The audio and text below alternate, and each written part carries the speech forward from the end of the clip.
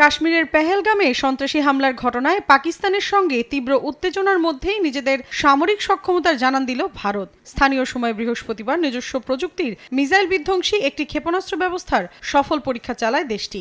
INS সুরাত নামের এই ক্ষেপণাস্ত্র সামুদ্রিক অঞ্চলে নিচ দিয়ে উড়ে যাওয়া ক্ষেপণাস্ত্র ধ্বংস করতে সক্ষম বলে জানা গেছে। এর মাধ্যমে নিজেদের প্রতিরক্ষা ব্যবস্থায় আরেকটি মাইলফলক অর্জিত হয়েছে বলে দাবি দেশটির।